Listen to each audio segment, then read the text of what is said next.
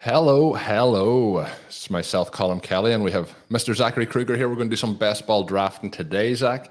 We have the draft board set up, but we'll hide that for a few moments. We're not kicking off the draft until we hit the top of the hour. So the only thing I can say I'm very pleased for is we are starting this draft at 9 p.m. my time, 4 p.m. Eastern, which is Zach's time. And the last time we drafted in this tournament together, Zach, I got up for 2 a.m. So we had a 2 a.m. draft. But looking forward to this one, a more kind of sociable time for myself. So I was glad when the FFPC slotted in the 4 p.m. Eastern time over the last week or so. So looking forward to this. Yeah, well, hopefully we're wide awake. We'll be sharp and we'll be ready to go, and not having to think too much on the fly here now that we have our complete wits about us and not getting up in the middle of the night to go hang out with our internet friends. One thing that I went ahead and was just kind of starting to take a look at, Colin, and we'll just kind of get right into a little bit here. We have about 12 or 13 minutes or so until we begin our draft, but we are picking out of the 104. I think it's kind of okay to go ahead and reveal that. And being Team RotoViz, Team 0RB, looking at the FFPC for this best ball tournament ADP, we have Jonathan Taylor, Christian McCaffrey, Cooper Kupp, Jamar Chase, and Austin Eckler essentially carrying the top 5 in ADP right now. I think you and I both would agree that we're pretty preferential to 0RB here in these drafts, but what do you think we should be doing with this pick, given that we are currently looking at 3 of the top 5 picks within our range, essentially being running backs with Taylor, McCaffrey, and Austin Eckler?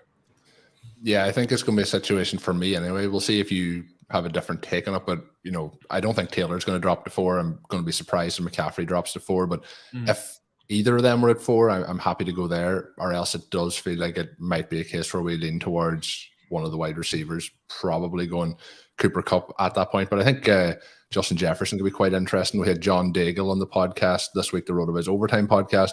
He made the bold call to push Justin Jefferson up towards the first overall pick. So he could be somebody I think will be in the mix for me there as well. How are you feeling? I think Taylor and McCaffrey have to be in the mix if one of them's there, but I'm not really making the jump down then to the likes of Eckler after that when we're at the 4th spot. Yeah, Eckler's the one I'm pretty much fine with fading. I'm actually looking back really quickly at the draft that we did with Sean a few weeks ago, about a month ago now, I suppose. That draft went McCaffrey, Kupp, Taylor, Eckler, and then Jamar Chase in the top 5. So essentially what we're seeing right now, just flipped around a little bit based on the ADP that we're currently seeing. But if this were to stick heading into our draft, I think that we're definitely going to be probably looking at either Eckler, Chase, or Cooper Kupp in our top 3. And then, of course, like you said, we have the call for Justin Jefferson at the 105 or at the 104 potentially if he were to be available. In all likelihood, he would be. In our last draft, he went 7th overall, so that would probably be in play as well. I think he's certainly an interesting player when we talk about who may be available, and then also just considering what targets are going to look like for teams coming into the 2022 season. I think it's pretty safe to say that Jefferson is definitely going to be commanding the lion's share of the targets again in Minnesota in 2022. Certainly Adam Thielen is still there to be worried about, but I think that Jefferson, and the way that he's performed the first 2 years, could potentially lend himself to receive even more of a target share than what he's seen in each of the first 2 seasons. So I think that Daigle, makes a very interesting point with considering Justin Jefferson as the overall wide receiver 1. And that's something that we could be deciding between him or a guy like Jamar Chase in the next couple of minutes here. But I do like that pick. I am with you, though. If it's Taylor or McCaffrey at the 104, then I think we kind of just have to go ahead and slam that one home, whether we like it or not, as 0RB truthers. Yeah, I think it's going to be interesting. I think, when you're at the 104, it's ideal to go and get that anchor running back, or the modified 0RB, as we like to have fun with when we're talking about it on Twitter. But when we are looking at the ADP, just of how things have choken out recently from that 104 spot in the 2nd round and the 3rd round, that is where a lot of the current ADP is tracking. So, when you're at the 2nd round, you're looking at DeAndre Swift, Nick Chubb, Alvin Kamara kind of players. Then we have Aaron Jones, Antonio Gibson, Saquon Barkley in the 3rd. So that could make it a little bit tricky. The wide receivers are being pushed up draft boards a little bit in that 2nd round, kind of the range that we would like to take them anyway. That is where ADP is settling at this point. With the CeeDee Lamb, Tyreek Hill, we obviously have a lot of change in the landscape with Hill, with Devontae Adams as well.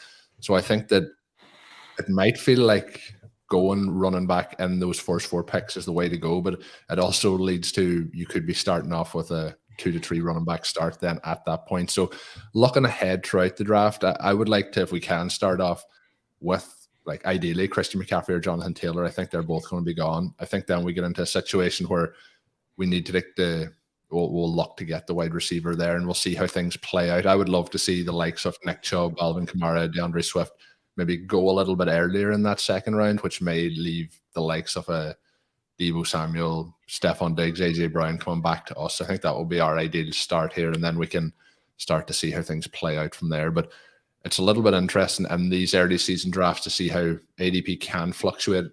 Even looking through some of recent drafts, I seen Jamar Chase going at I think it was the 103 yesterday in one draft, and went at the 109 in another draft. So it can change so your plans can change very much on the fly. But just looking at some of the tools over on RotoViz, looking up the current ADP and draft grid form, the 104 there's a lot of running backs in that range where we probably be hoping to see things maybe just change a little bit from the current ADP. So when we look ahead, second round, have you any targets there, Zach, when we're 8 minutes from draft time?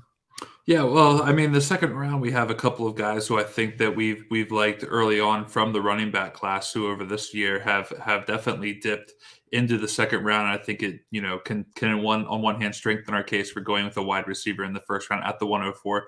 When you know that there's a possibility of a guy like Alvin Kamara making it back to you, he's currently carrying an ADP of 23 overall. So I mean, that's literally going to be right in our wheelhouse potentially for a running back start in the second round. Kamara's fall into the second round, I think, has kind of been a bit of an interesting one. We know he has a couple of off-field issues since the season ended, but I really can't think of a reason outside of that we wouldn't be drafting him. I don't really, personally, for me, I'm not overly concerned about what that's going to look like heading into the season. I think that even if you were to lose him for a couple games because of suspension, that a guy like Alvin Kamara is still interesting to me, given the long haul and the fact that this is still a tournament. Maybe early on we get our guy, and then we have him. We're one of the guys that took a shot on him, and perhaps open ourselves up to a more unique build depending on how we go with the 104 pick as well. So Alvin Kamara interests me. I think we could probably agree we're not going to be spending up on any kind of non-pass catching running backs. So someone like Nick Chubb, I think we're probably perfectly fine with fading. Saquon Barkley, I think, is another interesting one. He's a third round ADP right now, but he's someone who, if you believe in what Brian Dable is going to do with New York this year, if you think there's any chance that he, could somehow resurrect Saquon a little bit, make him more relevant again in 2022. I think he's even kind of an interesting player as well. But there's really not a lot of running backs who I'm completely in love with, really outside of the first round, with the exception of maybe Alvin Kamara and Antonio Gibson. I think Aaron Jones is kind of interesting as well. But we just have so many good wide receivers right now that passing up on these receivers for running backs just feels like something I'm not that excited about doing. I don't know if you're completely in the same camp as me or where you're at on that, but there's a lot of really good receivers out there that it kind of hurts to pass up on them.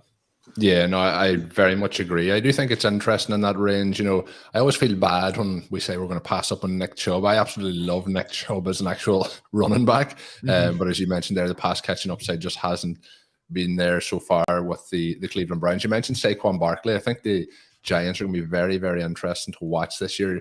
You mentioned, Dable and what he could do with Saquon Barkley.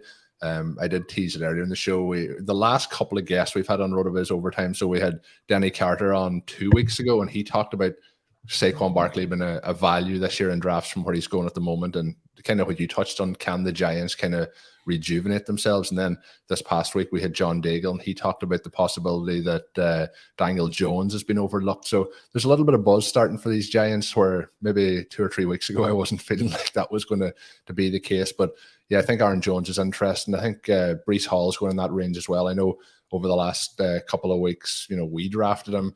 Then Sean and Ben did a live draft for Stealing Bananas, which part 1 is available. Part 2 will be coming out this coming week. But they drafted Breece Hall. So there's a lot of interest around him. The rookies, this is the time to be drafting them, especially in a draft like this, because that ADP is likely to rise. But even where we drafted him a couple of weeks ago, he's pushed up over the last couple of weeks. So I think then when you get into round 4 through 8, there's 4 through 7, certainly there's a lot of wide receivers in there that we can target. But 4 minutes to draft time. There is, so I feel like there's some wide receivers going in that range, and this happens every year, but there's wide receivers going where people are talking about the depth of wide receiver, and sure, there's a lot of wide receivers, but the depth is very questionable when we look at some of the names. Not all 6th round, 7th round, 8th round wide receivers seem to be created equally this year, so we'll see how we feel when we get into that point, but I'm looking forward to diving into this draft. It should be a fun one, and Zach, thought I would mention this on the show at some point today. Usually on a Sunday night, I'm thinking about work tomorrow morning, but Friday was my last day as I've been talking to Zach behind the scenes with my day job. I'm going to pursue the content game full time. So looking forward to this one. It's going to be strange. I think I'm going to have some withdrawal symptoms for a couple of weeks, but Zach took a jump a couple of months back, and looking forward to seeing how it goes. So maybe we'll be getting more of these live streams kicked off over the next couple of months. Yeah, no, definitely big congrats to you, Colin. I know that you've come a long way since Overtime Ireland, kind of like, because I guess it was like a solo project. I didn't catch a lot of Overtime Ireland in its earlier days, but I know that eventually that transferred over to. You're probably lucky. I know that eventually that transferred over to RotoViz Overtime with Sean, and you've really been crushing it. When you told me that this was your plan to kind of get into doing content production full time and doing some, more behind the scenes stuff and finding a way to kind of pursue something you're passionate about, that you enjoy doing, and that you do, an excellent job at. I thought it was really cool. So wrapping up that job, getting into the full-time gig on your own terms, on your own capacity is very cool. So I'm excited to see where you're going to be heading with all of that. And, now get to be along for the ride. We got our best ball show coming up. I guess we could technically call this our inaugural episode for 2022, the RotoViz Best Ball Show, running it back for year 2. So that'll be a lot of fun, and I'm looking forward to it. We got a lot of time. We kind of got ahead of it this time around and started pursuing things a little bit earlier. So we're going to have a lot of content, I think. It also shows where best ball has gone over the last 12 months. We thought we were starting early last year. We started around maybe May, and we're like, yeah, maybe we'll do an 8-part series. We'll cover some of the stuff. We ended up doing like 20 shows. And then obviously we're like right back into it now, trying to get it going. So for anyone, I guess it's perfect time to plug it. If anyone hasn't checked out the RotoViz Best Ball podcast, it is up on its own individual feed on all the podcast players. It isn't on Spotify at the minute. It will be by the end of the week, but we did repost all the shows from last year. We purposely posted them as evergreen shows. That would allow us then to give that information forward. So there's zero RB, there's elite tight end builds. Each show is about 18 to 20 minutes long. So lots of stuff covered in there. Some ways you can get an edge in those drafts. And then we didn't mention it. I probably should have mentioned this at the start of the show. RotoViz 1-2 in the FFPC last year for the best ball tournament. Connor O'Driscoll pepping us to the post on the final mark there, but myself and Sean and Blair Andrews coming in second spot. So a very, very successful run. So the best ball, never too early best ball tournament over at the FFPC. We are hunting that down, myself and Zach tonight. Want to give a few shout outs. A couple of people listening in. We have Bollocks, and that he always loves to see a live draft, so we're looking forward to it. We have Connor actually popping in there with a let's go. Connor, we're taking the top spot in this one. We're not letting you get it this time around, but always love having fun talking to Connor. And then DKB with a shout out to congrats on the full time. Thank you for that. There is a question as well coming in here about DraftKings tournament and so on. We will be drafting in all the different formats over the coming months. Don't worry about it. We'll be attacking all those. So we are just a minute away, and we are getting some early questions. Dave Early is looking here. An early question from Dave Early. Penny Hunter Singletary at the 8-9 turn. Maybe we'll save that for when we're in that spot, because I think we will have a lot of time to break down those guys, but we'll save that question to go in just a few moments. But looking forward to having some interaction. If you have any questions, if you think one of our picks is not ideal, if you think one of our picks is good, if you think we should have went a different way, let us know. But I'm going to share the draft board up on the screen now. The draft has kicked off. We have Jonathan Taylor, we have Christian McCaffrey, both off the board. So we kind of have what we thought was going to happen. So it looks like we're likely going to be in the Cooper Cup or Jamar Chase sweepstakes here.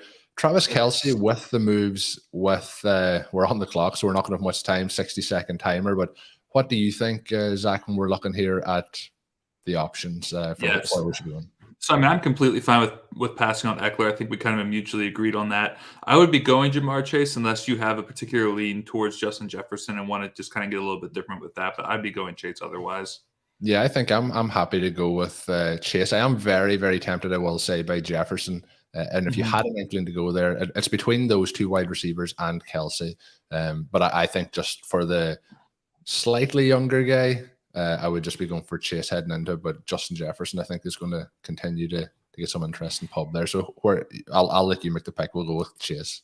Yeah, I went ahead and went with Chase. I mean, just what we saw from him this past season is just so completely ridiculous.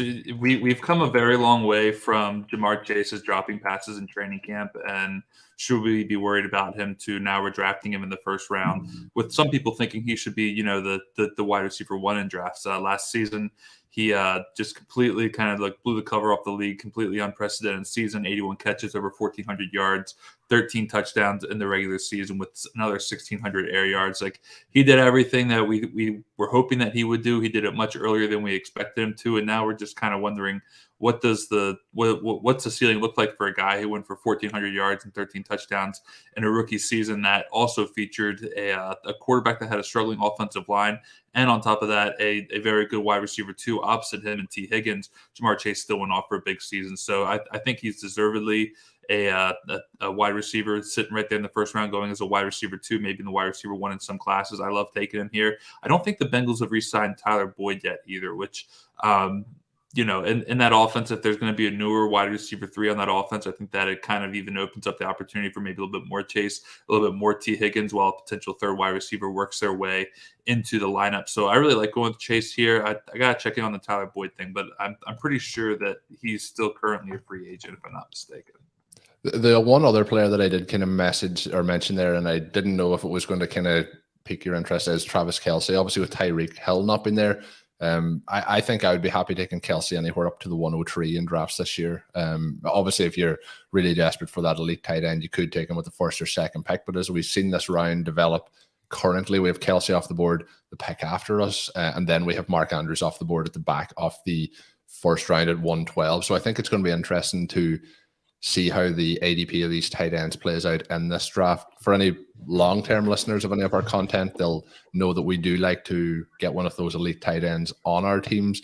We also tend to try and get as many of those young wide receivers as possible. But the one thing that I would be saying is the likes of Jamar Chase, and it's not as much of a gap when we're looking at Jamar Chase to Justin Jefferson, but those young wide receivers, especially entering into their second season or even entering into their third season, when you have that opportunity for a leap or a growth from very talented player to absolute superstar from both the NFL and fantasy football perspectives, we want to target those guys as well. So getting Chase there is very, very exciting. But I was tempted just to put in a pitch there for Kelsey, but we were running short on seconds as we were trying to make that pick. Since our pick, we have Kelsey off the board, Eckler, Henry, Justin Jefferson, Javonte Williams at the 109 there, and then we have Tyreek Hill going, Najee Harris, as I mentioned, Mark Andrews, CeeDee Lamb, Dalvin Cook, then Debo, Stephon Diggs, Joe Mixon, Devontae Adams. So it looks like we may get an opportunity to potentially go AJ Brown, but we'll see what happens in the next couple of picks. If he's gone, are we starting to, like, it makes it a little bit tricky here now, having taken Chase, but I don't see any reason why we couldn't dip down to the likes of T. Higgins. I think the move, obviously, of Tyreek Hill to the Dolphins hurts Jalen Waddle quite a bit. So what are your thoughts here? I think it's probably going to be AJ Brown or one of the tight ends for me. How are you feeling?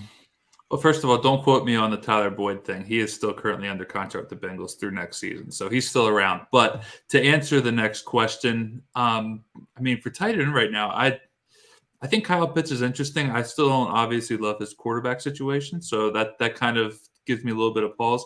Darren Waller is a tight end who I think is kind of falling just a little bit too far in drafts right now. I'm pretty comfortable with the idea of taking someone like Darren Waller. Certainly love A.J. Brown as well there in Tennessee. Alvin Kamara could still be on the board. We discussed him before the draft started as a potential option as well. So we are currently on the clock right now, and we have Kyle Pitts, DeAndre Swift, Devontae Adams, the last guys off the board. If you wanted to go tight end, I feel very good about taking Waller here, at least from a production standpoint. He was very solid when healthy. He's a guy who I think can bounce back if he sees enough games this year.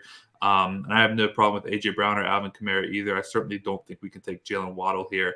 I think T. Higgins could also make it back to us in the third. So where are you at? We have 32 seconds. Yeah, I'm going to make the executive call here, I think, and go with A.J. Brown. I think in terms of when we're looking at the tight ends as well, I probably would just at the moment be giving Kittle a slight edge over Waller based on Devontae Adams now being in Oakland, but or not Oakland, sorry, Las Vegas. I'm still getting used to that. Sometimes the San Diego Chargers will slip out as well. It's just that muscle memory. But yeah, I think I'm going to A.J. Brown here. Yeah, let's go Brown. And I think just when I'm looking at it, and we've talked about some of these tiers and the options, and we talked already about the young wide receivers and potential jumps forward. Brown, when healthy last year, had some massive games, and we talked before we started the draft about Connor's team that actually pipped us to the post in the FFPC best ball tournament last year, and he took down that top prize, and he had AJ Brown. I remember I think it was the game against they might have played the 49ers on Thursday Night Football a week or two to go in the season, and he had a massive game after coming back from injury. So yeah, I think AJ Brown still has a massive amount of upside. So yeah, excited to draft him there. I think just with the Darren Waller and the situation, obviously, with the Raiders now, Devontae Adams being there, I think Waller will obviously get less coverage when they're in the red zone and things like that. That might help him out, but it's very hard to spin it into being a positive when you have a red zone weapon like Devontae Adams on the roster. And Hunter Renfrow is quite productive as well and in those short areas. So that would be my concern there. We have seen both of those guys go off the board though. Since our pick, Kittle going one spot ahead of Darren Waller, which I think is fair. They're both really going in that range. I wouldn't expect them in any drafts to really push past the kind of 3.5 pick, but it's interesting. That's 5 tight ends off the board. We're looking at some of these tiers, and there's the problem when you're live streaming the draft. Sometimes you're looking at what's going to happen when some of these picks start to get talked about if anyone's watching this drafting with you. But I think Hawkinson is still very, very interesting. He currently is a 4th round ADP, but we're going to be picking here at the 305, which I do think is too early for him. But I'm quite interested as this starts to peel around at the potential option here of going T. Higgins, even though we already have Jamar Chase and we are on the clock. So Breece Hall goes one pick before us. I'm very, very tempted to go Higgins here. What's your thoughts? Yeah, I think Higgins is exactly who I want to go with.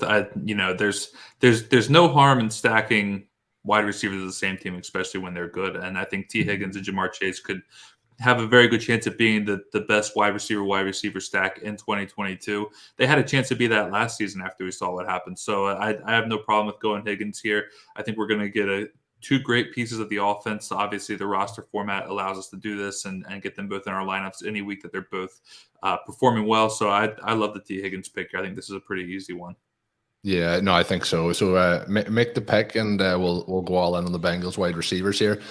Interested for some of the people watching in, if you are interested in getting in on the topic of conversation, I would love to see a little bit of a healthy conversation in the chat around going with Chase and Higgins and the 3 wide receiver start. What are some of the early thoughts here on the roster? Any concerns with that start?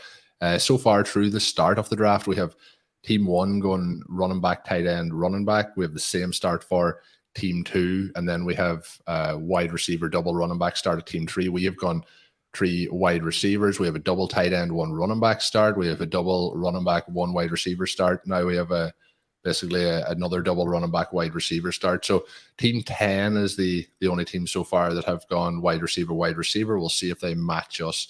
Then the second last team from the 11th spot has gone running back, running back. So starting to play out quite nicely here, I think, for us. I'm quite pleased with, when we talked before we started drafting, we did mention the possibility of, getting a little bit bottled out of the picks when it gets to the 2nd and 3rd round. But when I was looking through this before from the 104 spot, I was kind of thinking they were my 3 targets unless somebody like Diggs or Samuel slipped down. So I think we've kind of got the guys in the tier. I think AJ Brown, Diggs, Samuel, CeeDee Lamb, they're all in like a tier. Then I have a little slight break to T. Higgins, but I have him kind of a little bit on his own ahead of the Jalen Waddle, Mike Evans kind of group. So we do see Waddle go off the board 2 picks later.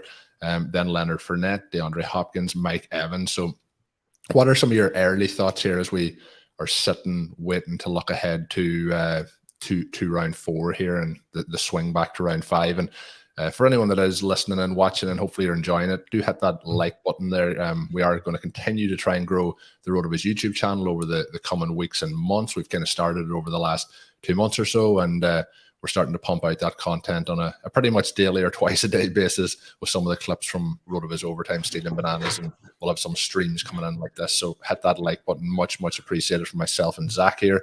But Zach, on the spot, round 4, what are you thinking here as we're about 8 picks to our pick? Yeah, so the one thing that I'm looking at just kind of unfolding right now, and then we had even considered maybe going tight end with the last pick. We chose not to. The other week I was on a show with Dave Caban. I was filling. Yeah, Dave Caban. I was filling in for Curtis Patrick. I believe he was away in Disney with the family. So I got podcast duties. Yes, big shoes to fill. I got podcast duties with Dave. And one of the things that I had talked about with trends that I think could be a little bit different heading into 2022 that were maybe different from 2021. The one thing I kind of pinpointed with Dave was that I think that the way that tight ends are being drafted, even in these FFPC tight end premium leagues, could alter a little bit just because the tight end position was not nearly successful in 2021 as it was in 2020. It kind of took a step back in 2021. Tight end wasn't as great. And then in addition to that, the trade between the Seahawks and the Broncos, I think, also really kind of helped swing 2 tight ends into higher ADPs. That is also going to alter some draft plans because now we have guys like Denver's Albert Okwuegbunam and Seattle's Noah Fant as 2 tight ends who we can now feel pretty comfortable taking as tight end ones on teams that choose to fade the position a little bit.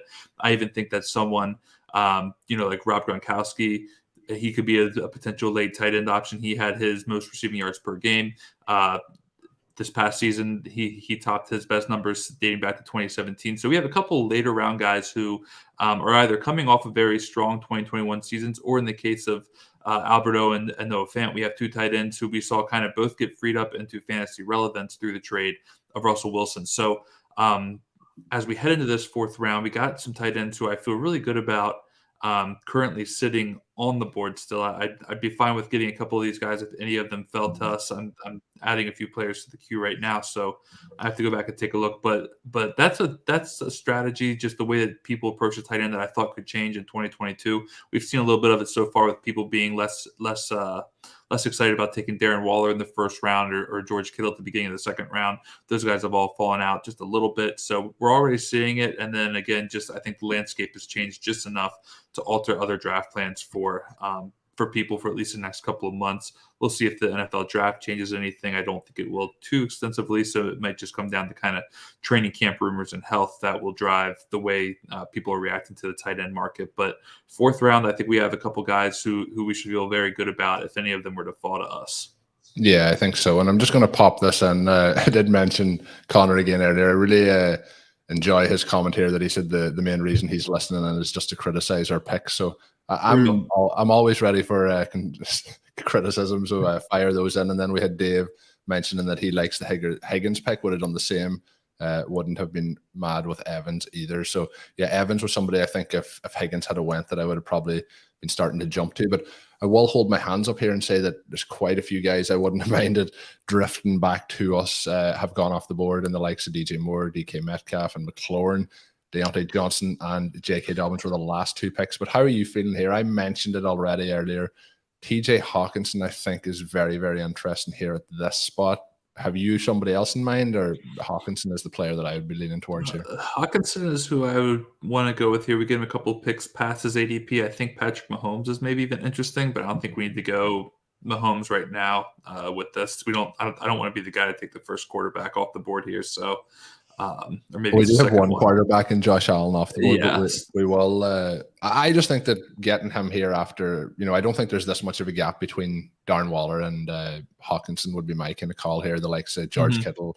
If Hawkinson finishes ahead of him, I'm not going to be surprised. Had some nice games last season as well, and this is tight end premium. So I think getting him freezes up a little bit. I think you get into the tier after this off the likes of, where Dalton Schultz, Dallas Goedert, Dawson Knox. Now they are going a good bit after, but Then we're into the Fairmouth, Gesicki, Zach Ertz, Rob Gronkowski tiers. And I think that can be where you can sometimes lose a draft. So I think now and there we see Dalton Schultz went the one pick after at the, that's the 410. So he did go kind of almost a round ahead of ADP there, but he went in terms of rank of position. So I have a feeling that owner may have gone for Hawkinson if we didn't go with him there. I just think that freezes up. My opinion always when we're looking at these drafts, particularly in tight end premium, is if you can get your elite tight end, and some people mightn't think that he fits into that category, but he's definitely at the end of that tier for me. If you get him there, then getting a Gesicki, getting a Fairmouth in the 8th, 9th round, getting Albert O in the 9th, 10th round, that there means that they're your second option, and then there's the upside of those guys to kind of power you through, and you're not relying on those guys to hit. I think then sometimes if we're going in and trying to get 3 tight ends from, say, round 8 through 14, there's a lot of dart throws there that get missed on. So I'm quite happy to get Hawkinson. So as we've played out this draft, unless somebody like DJ Moore, who went at the 402, had a fell to us there at that point, I'm not really going to be looking to target anyone over Hawkinson. So happy with that pick. Since that, Amari Cooper goes off the board, David Montgomery, Travis Etienne. There's going to be no running backs left after Team 1 has finished this draft. They have 4 running backs through 5 rounds. Patrick Mahomes, you mentioned, goes the pick ahead of us there. So we are on the clock. Any names of interest here standing out to you at this point? The one I put in the queue is Michael Thomas, which I know that people probably aren't going to love just because we haven't gotten a lot of Michael Thomas lately. I don't know how confident I should be in what he's going to give us in 2022, but I do like the prospects of what he may be able to do when healthy. We still have Justin Herbert on the clock or on the board. I don't know if that's really that great either. I have one name, and it's screaming out to me here, and you can veto it if you want, but the name that is screaming out to me is Elijah Moore. Well, I was going to ask if you would rather go Elijah Moore over someone like Michael Thomas, which I was fine with doing. So if he's screaming at you, I say let's go with Elijah Moore. Yeah, I would and again, it comes back to that a little bit I said at the start. We took Jamar Chase heading into his second season. We're looking at Elijah Moore. Like, we did see those flashes last year. Both, Zach Wilson should get better, I would hope, heading into his second season, should improve. If he is going to take a leap forward, he should be taking a leap forward this year as well. We should also be seeing Elijah Moore get those opportunities. The one thing would concern me is the way that they have been, trying to really go after a wide receiver 1 in the market. But I also don't think that another wide receiver being there is a bad thing for Elijah Moore. They really do need some wide receiver help on that roster. So I think having a top tier option may help things, free him up a little bit. But no, Elijah Moore, I think, is in for a nice season. When we're seeing him go after the likes of Amari Cooper, I think I'm happy to take him there. There was kind of I was looking through it and looking at some of the names of running backs that tend to go in this, and this is working out well for us so far. The likes of James Conner, he's somebody who, I absolutely love and drafted him. He was my most drafted player last year, but he went at the 312 in this draft, and that was quite a bit ahead of ADP. I think we'll see ADP continue to rise, but I'm looking at ADP over the last 2 weeks, and that there's kind of almost a round and a half ahead of ADP at that point. Some of the other guys in there, like a Travis Etienne, Leonard Fournette, they've all gone well ahead of here. So there was nobody that was really screaming out. I felt, again, when I'm talking about some of these tiers, I felt Elijah Moore was the one that was really standing out for me there. So I'm happy that we went there. Since that, Josh Jacobs off the board, Dallas Goedert off the board, Mike Williams, Michael Thomas, who you had mentioned, then Ezekiel Elliott and Elijah Mitchell. So I always love when there's, and I know you mentioned Thomas, so not to go against that pick, but I always love when we have situations where the players that are coming off the board after your pick are players who you have absolutely no interest in drafting, which is always a nice feeling. But I have to say, and I know this is kind of an ongoing bet, I think, at the moment across, fantasy football podcast, but Ezekiel Elliott in the 5th round does seem like it's probably a little bit off. I think he probably will be okay at that point. When he was going at, the 105 last year, that I was thinking that's a bit high, but going in the 5th round seems like maybe I'll have to take a few goes there this year. But Leonard Fournette in this draft as well went at the 307, which is a little bit of a bump up there, but you get Tom Brady back and you get that buzz going and you get him back without Ronald Jones. I think that makes it very interesting. So we'll see if they add anyone in through the draft, but interesting for him. Team 12 as well. And we did something like this in a couple of our drafts last year. Myself and Sean did it as well. And the team actually that came second in that best ball tournament last year, I think we went with Joe Burrow and then maybe no, this was the main event. Sorry, Joe Burrow and Trey Lance. And Trey Lance obviously never played throughout the whole season, basically.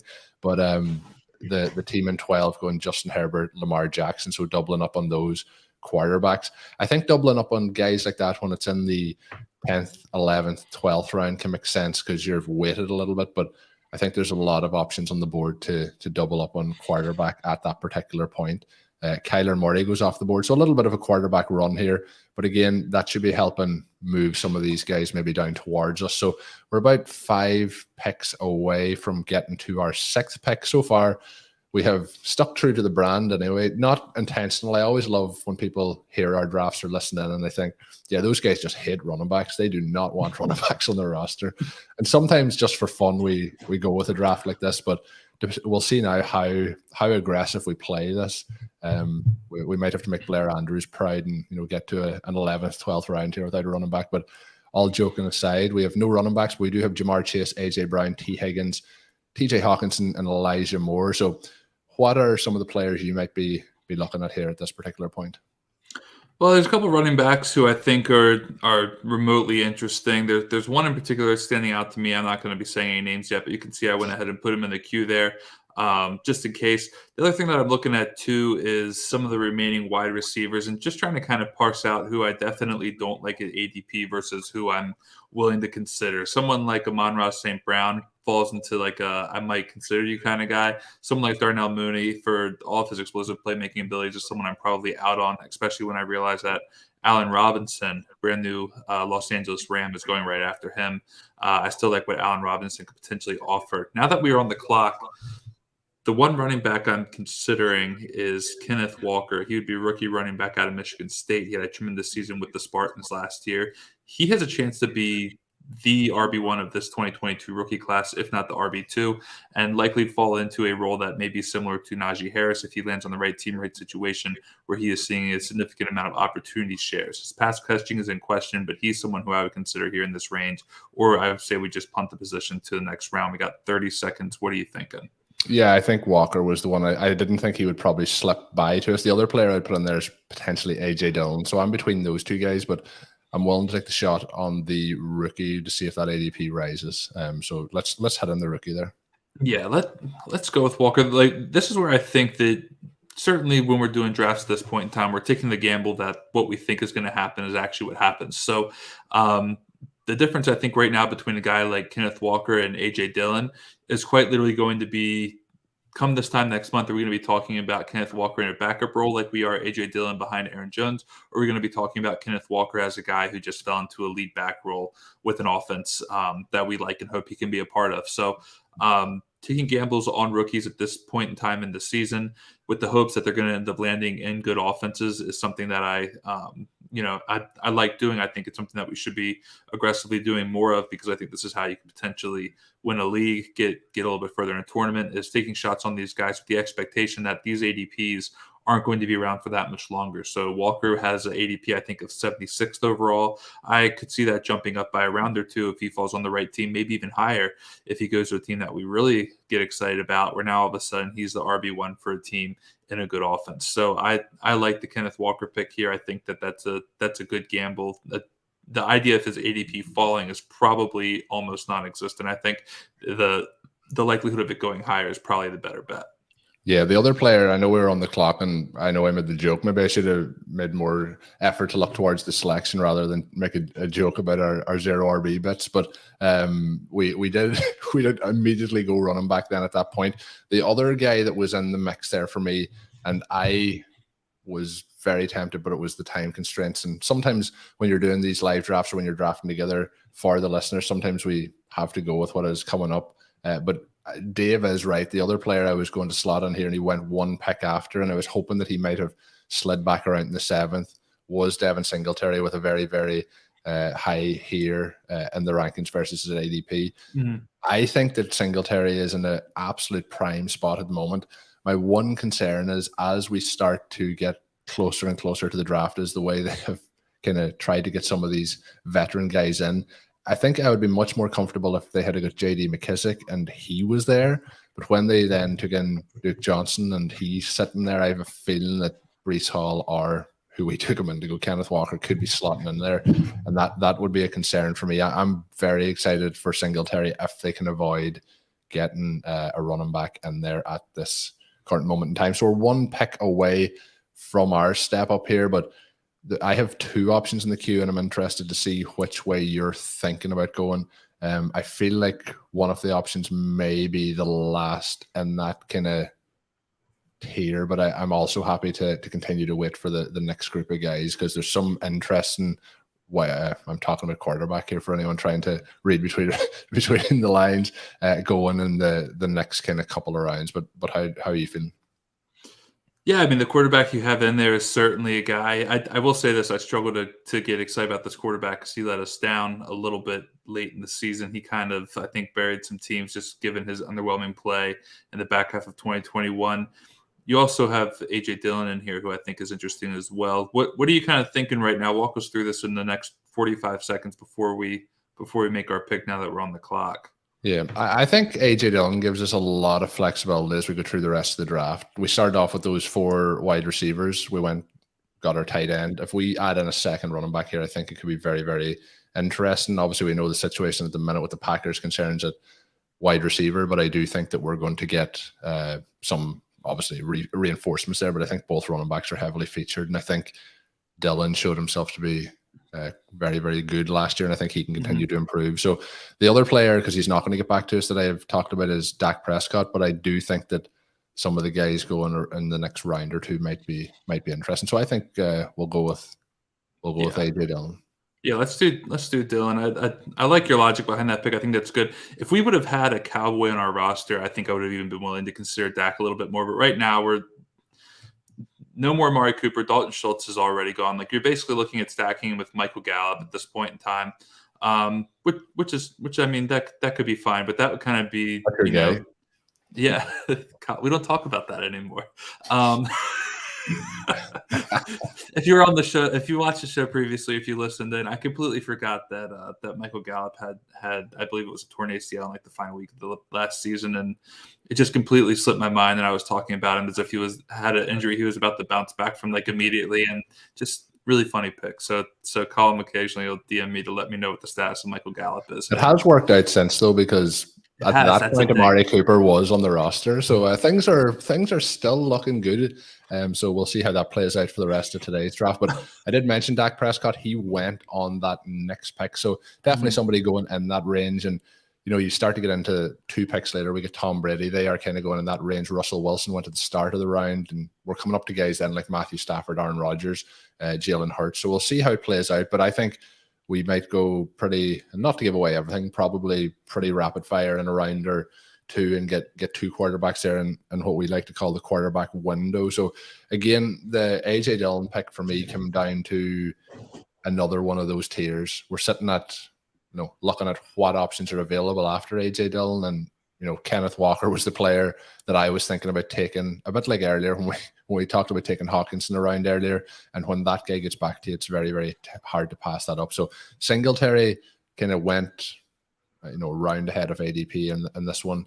So he was just a little bit earlier. He's currently going in the middle of the 8th round, went in this one, nearly 2 rounds ahead of ADP, middle or the late side of the 6th round. So yeah, it's playing out quite well though so far, Zach. So we'll see how we move forward. I just want to put this in from Dave in the comments. He said, Zach once wrote, and he has in quotes, running quarterbacks are fun, but you can't trust their pass catchers, end quote. So he said that was in 2020. He said, maybe you hate Singletary and Hunt. Is that the case? Is it just what's happening there, Zach? I can't remember if that was my debut RotoViz article. So very, very good pull there. I believe I mainly highlighted the wide receivers and tight ends in that article, but the article did show that it is generally tougher to trust pass catchers from running quarterbacks.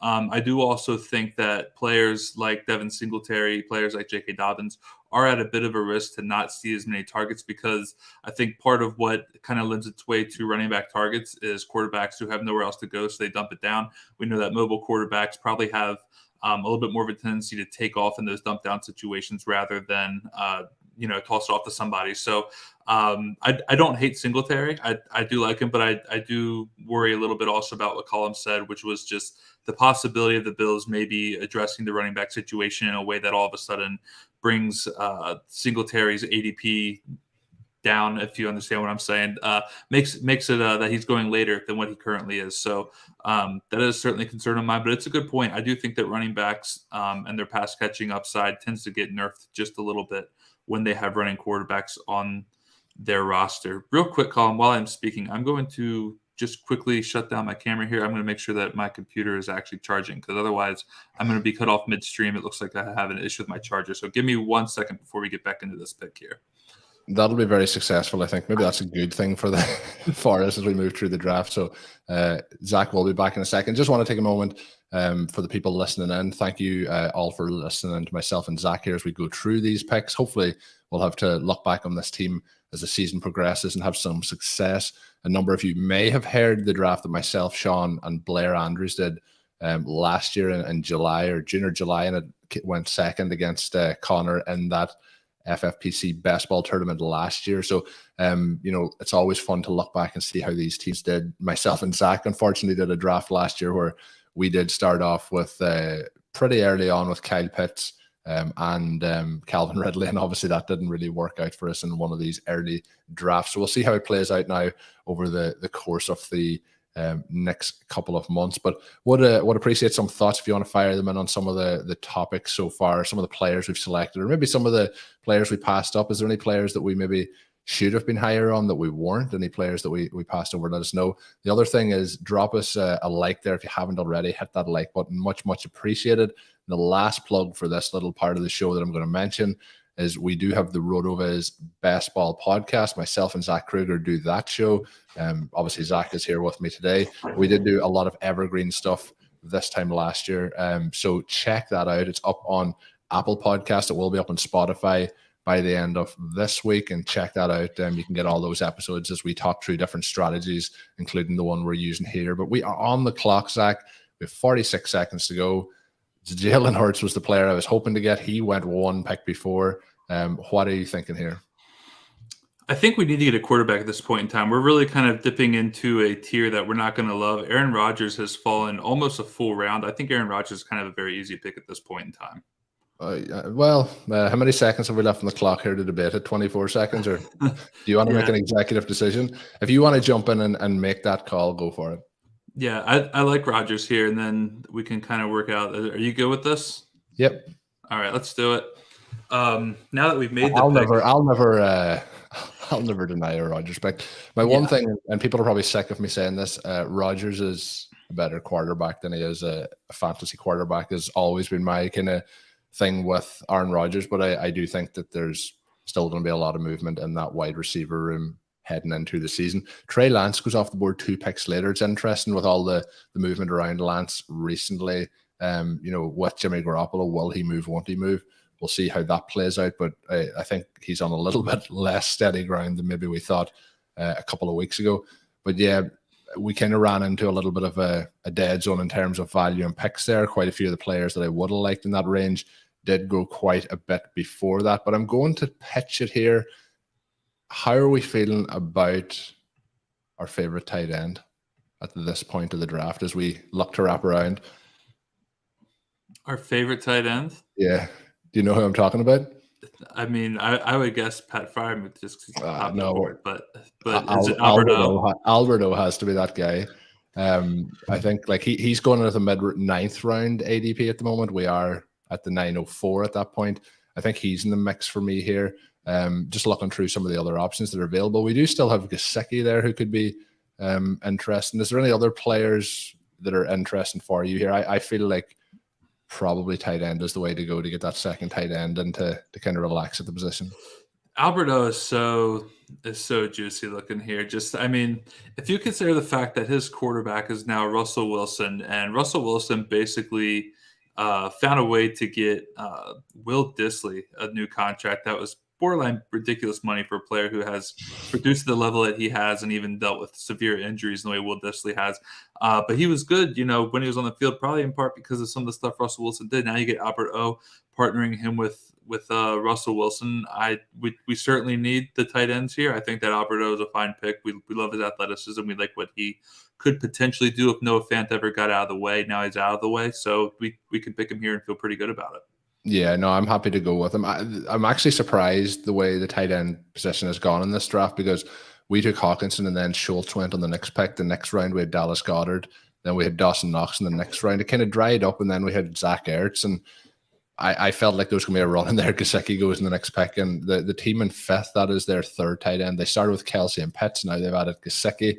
They have no wide receivers through this point of the draft. They have Barkley, Dobbins, Josh Jacobs, Michael Carter, and then Dak Prescott and Jalen Hurts, and then Gesicki, and then Fairmouth goes off the board in that next pick. So this is it was a point where I thought if we didn't go with the tight end there, Zach, I didn't think we were probably going to have a huge amount of options when it came back to us. So I'm pretty happy to have Hawkins and have Albert O, and we'll see how the rest of the draft plays out, but I might be holding off the rest of the way. But yeah, some interesting roster starting to develop at this point when we look through the whole board. Quite a few teams doubling up on quarterback. We had, I mentioned it earlier, the team in the 12th spot doubled up with their picks in round 5 and 6. And then we had the team in 7th double up with Tom Brady and Matthew Stafford. The team in 5th doubled up with Dak Prescott and Jalen Hurts. And then the team in 2nd with Trey Lance and Justin Fields. They're going with the second-year quarterbacks. Out of all those guys, there was 2 that I was interested in, and the other player that I was going to put up against Rodgers was Justin Fields. And again, that comes down to the fantasy element. I think that Fields is going to have that rushing ability, and he's also should take a step forward heading into his second year. But I just think that, a double MVP heading into this year, I think something that's hard to pass up. But interesting question for you. If Jalen Hurts had been there and Rodgers was there, Hurts would have been my pick. How would you have felt about that? Would that have hurt you? No, I think I would have been fine with going Hurts there, to be completely honest with you. I mean, we know he has the rushing upside. I think Philly has also really gone out of its way to make sure that he has, good wide receivers to throw to, even though they kind of failed a little bit with the Jalen Reagor pick. I think that Devontae Smith had a very solid rookie season. I think he could be very good heading into year 2. I think that tight end Dallas Goedert was very good. So I kind of like the way that Philly is at least making it a point to put players around Jalen Hurts in addition to letting him run the ball when he has the opportunity to. So, his first full year as a starter was pretty successful overall. He's very good. I think there was like a stat earlier that did he have more quarterback 1 weeks than any other quarterback in the league from a fantasy perspective this past year or something? It was something crazy. Like every week he was turning out a top 12 weeks. So to get him in that spot, I think would have been an excellent, pick. He certainly has the rushing upside that we love. So I would have probably gone Hurts over Rodgers there if we had our pick of both. Yeah, no, I think just the rushing ability gets overlooked sometimes. Like I don't think he's a great quarterback, but he's a great fantasy quarterback, and I think that's the key. And we've seen that with the likes of Lamar Jackson. I think Lamar Jackson is a much better quarterback, but we see that the ability there. Just a couple of questions that we will get to after our next 2 picks, because I think they'll take a little bit more time. But something I wanted to highlight was Connor's comment in terms of trust, and is it in quotation marks, isn't a factor in tournaments either. You don't need to trust the players that had a 90% percentile outcome. Andrews was a big tournament winner last year, and Andrews, I think when we got to the final, Mike Leone was the only person in the 12-man final that didn't have Mark Andrews. Sorry, he was in 11 of the 12 teams. So again, it is when you're not having to slot those guys into the lineup each and every week, and there's going to be ups and downs, and like that's where some of these superstar weeks are what's going to really smash you and get you through, hitting for that upside. But good point there from Connor. So over the last couple of picks, we have Garrett Wilson go off the board, Robert Woods, Noah Fant, Kirk Cousins. There is a run here kind of on those young rookie wide receivers, Treylon Burks, Drake London, and Garrett Wilson. They were all guys I was hoping maybe would slide back to us. The other player I didn't mention when we did make our Albert O pick was Brandon Ayuk, went 1 pick before. I thought he could have been somebody there if we were looking to go back to the wide receiver position at that point. But we are just a couple of 1 pick away here. Derek Carr goes off the board. He was going to be in my discussion here. So who are you looking to make the case for? Well, I mean, if we want to go quarterback here, you're probably looking at this point in time between going Tua, Ryan Tannehill, and just feeling good about that. I don't know if I really want Trevor Lawrence. Matt Ryan, I have questions about just in terms of what he can actually offer a roster from a fantasy perspective, even though he has probably improved significantly in terms of his offensive line that he's behind. I don't love what I've seen out of Matt Ryan the last couple of years. I think that someone like Tua or even Ryan Tannehill presents a little bit more upside. I also like that we can stack Tannehill with AJ Brown and kind of corner some of the points in terms of getting that stack. And then running back, it's not a lot of guys who I'm loving right now. Alexander Madison is interesting from a ZRB perspective. We saw him turn in a couple of decent games last season. And then wide receiver, we've got Russell Gage, love him. Also love Rondale Moore. I think Rondale Moore is a very intriguing high upside play at this point in time in the draft as well. Yeah, the pick I was going to make the call for went one slot there ahead. That was Chris Olave, who I think could end up being Aaron Rodgers' wide receiver this year after the draft. But Rondale Moore was the pick I was going to make the case for. The other two players that I've in here, and again, this could come back to haunt us, is Tua and Ryan Tannehill, and then you mentioned Russell Gage. But I think I'm going to go for Rondale Moore. If you're happy to make that call. I think with Moore heading into his second season, there's didn't work out as well as it could have last year, but I do think that we're looking at situations where it's going to be better in 2022. I think he takes a step forward.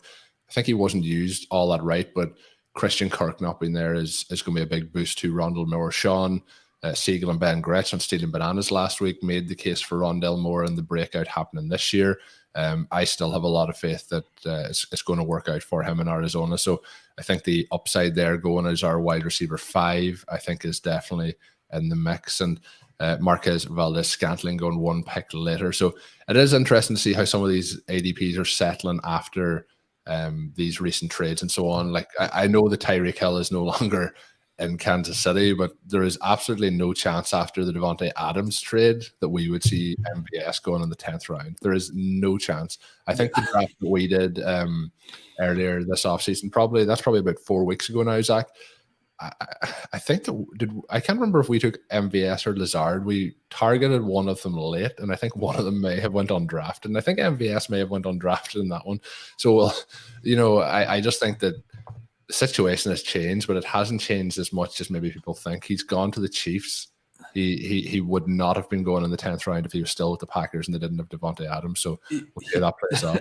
We're back on the clock, and I did mention you mentioned Russell Gage. He was who I was hoping maybe would come back to us. Didn't come back. Trevor Lawrence goes off the board. I have 2 quarterbacks in mind here, and it's Tua and Ryan Tannehill are both the guys that I'm interested in. I do think, though, the tiebreaker here for me is probably that we have AJ Brown, and I think I would lean to Tannehill because of that. I think he's the perfect kind of, if you're looking to go late round quarterback or somewhat late round quarterback, I think Tannehill is the highest upside of those guys heading into this season. So unless you want to swing it for Tua, I'm going to make the call for Tannehill here. Yeah, no, I would say let's just go ahead and go Tannehill here. We get the stack. I don't necessarily want to be trying to jam in a stack with Tua later on in the draft. Your best option at this point in time is like someone like Cedric Wilson. So let's go ahead and go Tannehill here. We'll get him stacked up with AJ Brown. Real quick, I also did notice MVS in our last draft that we did with Sean went in the 19th round. He went in the 1901. I knew it was getting pretty late when he went. So, but that was also before the Devontae Adams trade. So lots of things have changed. But yeah, I'm going to pop a question up here from Philip Blackburn. He said, with hindsight, do we wish that we went Schultz and Prescott over Hawkinson and Dillon? For me, the answer to that would be no. I would much rather have the upside of Hawkinson, and we've seen how the draft has progressed as we went Walker and Dillon. I think if we go Dak there, I don't really see where we're targeting our running backs then through those next couple of rounds. So I would definitely still rather the 2v2 of Hawkinson and Dillon over Schultz and Prescott. And at the time that I was looking at the Prescott pick, the next quarterback I was thinking was Brady, followed by Aaron Rodgers. So we do have a situation that I'm pretty happy with how it played out. What's your thoughts, Zach, on that one? Yeah, well, Hawkinson I like just because I know that people are very hyped up on the Amon-Ra St. Brown season that we had last year, and he could certainly be, a another player who takes it the next step forward in year 2. But I think there's also still a case to be made that there's a possibility that Hawkinson is more of the team's legitimate first target on the offense and not Amon-Ra St. Brown. So I think that Hawkinson has a chance, just with the high volume that he could see in 2022, to be well worth the pick here. Possibly even outperform Dalton Schultz. We took Hawkinson and Schultz at the very next pick. I also think that the fact that we got Rodgers almost a full round later than his ADP, based on what we're currently seeing right now, feels kind of good. I think A.J. Dillon is going to be a guy who's going to see a pretty decent split in the backfield touches this season with Aaron Jones another year older. You seem kind of confident in the possibilities of Dillon being a little bit more of a contributor heading into 2022 as well. Colin, I know you are the boots on the ground Packers fan, so if anyone's going to make me feel confident about an A.J. Dillon pick, it's going to be you. So I like that pick, and I like the way that Hawkinson's season thus far is shaping up in terms of, I don't know how much legitimate competition he's going to have for targets, despite some of the Amon-Ra St. Brown hype and things of that nature. Yeah, no, I would agree. So, no, I think overall there's a couple of picks there now that I would have preferred to get, but I think overall it's starting to shape up. It's going to be interesting now. Obviously, you get through those first 10, 11 rounds, there's a lot of things happening to see how it shakes out for the remainder of the draft. But in this particular draft, it's going to be fun. I always like these rounds to see how it falls. It can be, some days you get dealt the hand you want, some days you don't get dealt that hand at all. So it's going to be interesting. But we are into the 12th round, 2 picks made. That's Kenny Golladay, Jacoby Myers. Where are you starting to look here? Like, obviously, we don't want to spoil too many picks, but when we're looking at how ADP is shaking out, and we have taken 2 tight ends so far, one tight end I think could be interesting here for us based on how things have played out here so far, and that is Robert Tonyan, who is kind of going in this range or slightly later, but the Packers tight end at the current moment in time, working his way back of an injury, but with having Aaron Rodgers there, I think he could be somebody who could fit the mold here. We do have Ronald Jones as well still in the mix at this point, but where are we looking? I know you've added another running back to the queue as well that I think is quite interesting. Yeah, well, I think that there's a couple of different options that we need to start looking at here at running back in particular, because we literally only have 2. We're pretty set at wide receiver right now. I think we've got, 5, 6 wide receivers already set. We've got our wide receiver core pretty well hammered out. I think we still need at least a 3rd tight end, but I don't think we need to rush to get that. But running back is where I think we need to kind of start taking some shots on. So Rachaad White is a very interesting prospect out of Arizona State that a lot of players like. Another one that I personally like, and I'm fine with doing here, if we want to say a situation looks a little bit more certain right now, is Ronald Jones. Recently signed with the Kansas City Chiefs. I think his ADP is one that could rise up, even if it's over the course of the season with training camp hype and things of that nature. I'd probably be leaning more Ronald Jones than Rachaad White just because of the situational certainty with one compared to the other, but we got 19 seconds. What are you thinking? I think we just have to go with the bet here, and I don't think that I can be in a draft where the option is a 50-50 call and that it's not Ronald Jones. I think that, Pat Corain, he's part of the Ronald Jones club as well. I think we'll go Rojo. We have to. That's very much a brand pick, but I think where he lands with Kansas City, if things will probably not work out. I would say if we look at it, 70% of the time it's not going to work out, but that's 30% of the time he is going to be an RB1 this season if they lean towards having him, as a very frequent contributor. The other player that I mentioned already, if he comes back, I think he's the one I'd be pitching for, but I would also be interested in White. But I think that's a nice pick up there at this point, even if it is more so a fun pick, but a fun pick that could work out very, very well as we head into the 2022 season. Any other options that you're starting to think about for this?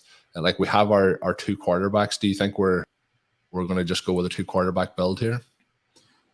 I don't think we should feel forced to go with 3 quarterbacks, just given the draft capital we have on Aaron Rodgers at the 809. Like, if we use the 8th round pick here, if something were to happen and it doesn't work out with him, chances are between the mixture of draft capital and him going down, your team's probably not looking that great to begin with if you lose Rodgers over the course of this season. If we were to take a shot, I think that what we're going to be afforded to do later on in the draft is take a shot on one of these rookie quarterbacks who's projected to go in the 1st round of this year's draft, but people are just literally completely fading these players into oblivion right now. I mean, you can go and get potential first rounder like Sam Howell. Later on in the draft, you could go get someone like Matt Corral, Desmond Ridder, all guys who are being mocked or talked about as potential first round guys who no one's taking right now because their situations are just so uncertain that I think a educated bet on uncertainty working out for you in the later round would work out better for us in terms of a third quarterback rather than nothing at all. Yeah, no, I agree with that. So we'll see here. We are we're up to the 1302. We will be picking at the 1304, but yeah, looking through the draft boards, I think I'm happy here to really hold off and maybe get one of those rookies very, very late on. The other pick that I had, I'm just checking here on the board as it continues to update.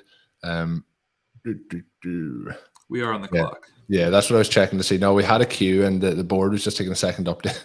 I had Robert Tonyan on the queue, went at the 1302. I think he would have been interesting to stack with Aaron Rodgers, but I think the way things have played out, I think the player that we mentioned as the 50-50 with Ronald Jones, I think it's a no-brainer to go with Rachaad White here at this point as he's made it back to us. I would say Rachaad White, or just we have 30 seconds here. The other one I think is maybe worth kicking the tires on in a PPR league is also J.D. McKissic. He's not going to give you a lot of rushing upside, but he was on track to catch like another 70 or 80 balls this past season before he went down to injury. Washington did bring him back. He's interesting, I think. But if you want to go with a guy we think has more upside overall, if he lands in the right situation, it would be Rachaad White. Yeah, let's go. We'll go the rookie just because it's pre-draft, post-draft. We're probably going to be going for McKissic. I think we'll take him here. And the reason I do that is I think there will be hype after the draft wherever he lands. Like, let's just say he lands in Washington. I think that people are automatically going to bump him to the second option ahead of McKissic. And White and McKissic goes 2 picks later. So I think we're both on the same kind of page there. Just when it's at this point, I would take a shot on the rookie, but we'll see how that plays out. But McKissic, somebody who's very interesting, had a short time with the Buffalo Bills this offseason. So yeah, he's back now with the Commanders.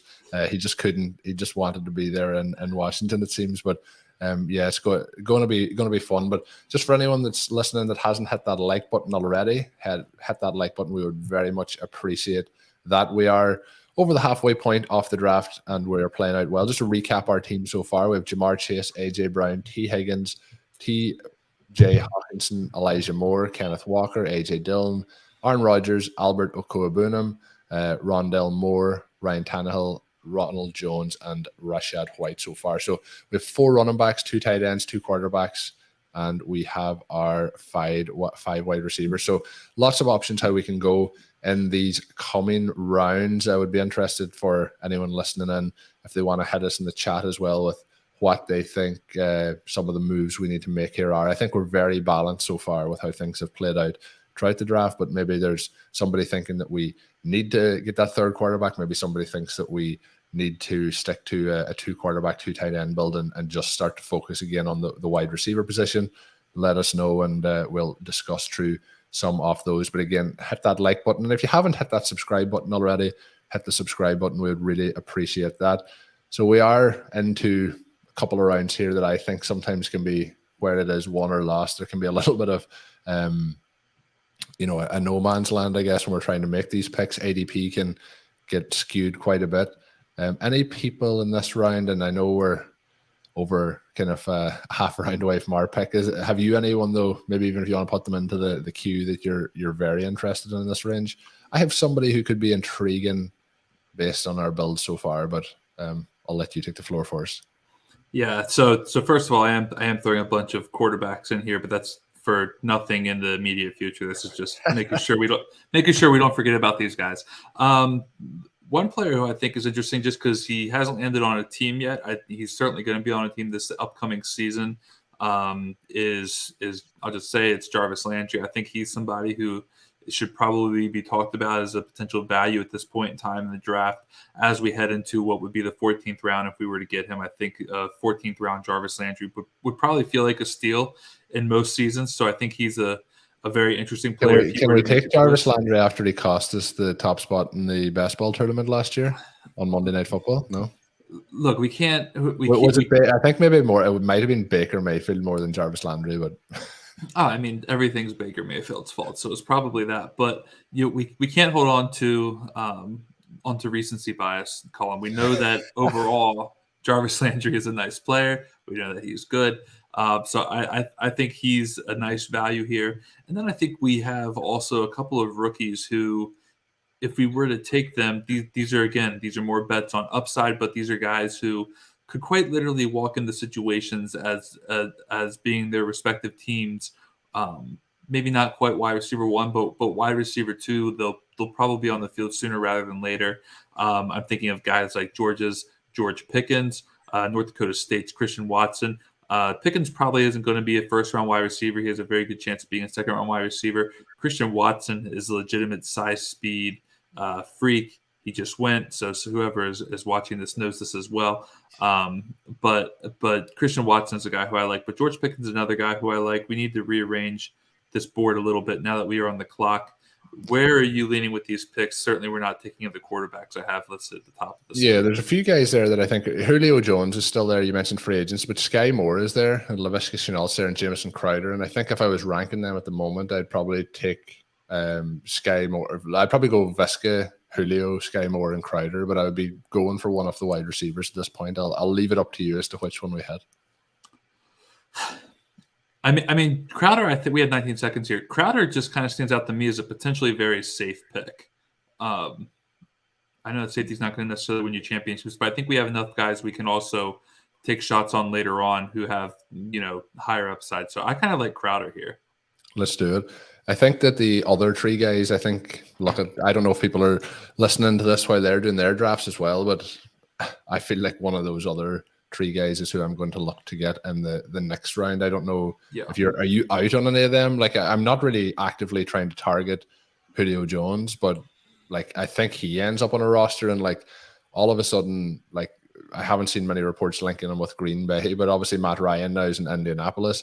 Like, if he ends up on one of those rosters, all of a sudden he's not a major player, but he's somebody who's going now in the 15th, 16th round who is very, very interesting then at that point. So I also think that the situation with Laviska probably couldn't have went much worse last year. It was an absolute dumpster fire. I don't think anyone has much positive to say about last season for the Jacksonville Jaguars.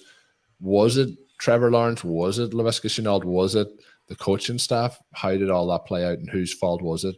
Like, it may be a case that Laviska Shenault is just not going to make it in the NFL, but I think that he's quite interesting. So we're one pick away. We have those three guys and Shenault, Moore, and Jones. Would you have a preference if all three of them get there? Have you a preference over which one we'd go for? And all three of them are there at this point.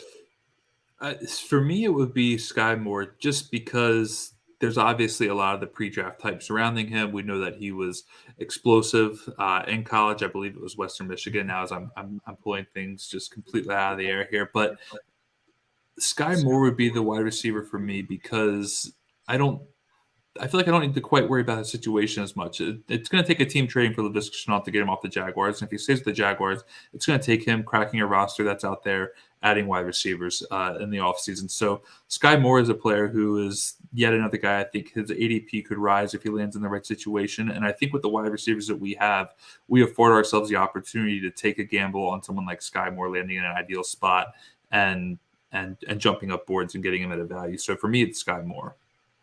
Let's do it. Yeah, I hadn't a strong preference there, so I was going to let you do the tiebreaker, whichever way you preferred it. And sometimes it can be tricky. Sometimes it's the person you haven't seen fail in the NFL versus Laviska Shenault and how it goes. But yeah, I think Julio could still be very interesting. Shenault did go with the next pick, so going in this range at the moment, and we're into the 15th round, and there's a lot of flexibility and a lot of fluctuation with the ADPs in this range. So we're going to see how it plays out.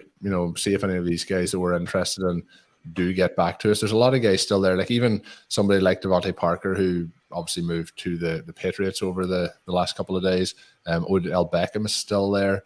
Lots of different options that may turn out to be nothing this season, but feels like there is still a chance that things could click in the right direction for them. I'm just looking here to see. I think there's one other person that we'll see. I might keep this one under wraps for another minute or two. But no, it looks like he is he's gone off the board as well. Trying to track through these as we're talking through them can be tricky as well at times. But yeah, let's see how it plays out over the next round or two here. But anything standing out for you in any of the other builds so far, as we have a little bit of time here to reflect? Any of the picks, I'm just going to scroll back up here so the listeners can view it as well. But anything standing out? There's some stranger builds, I think, coming together here. Yeah, well, this is my first time really looking at anyone else's build with that critical of an eye. I mean, I think the 101 is really just kind of an interesting build. You're talking about a team that has 2 wide receivers through the first 8 rounds of the draft with 4 running backs.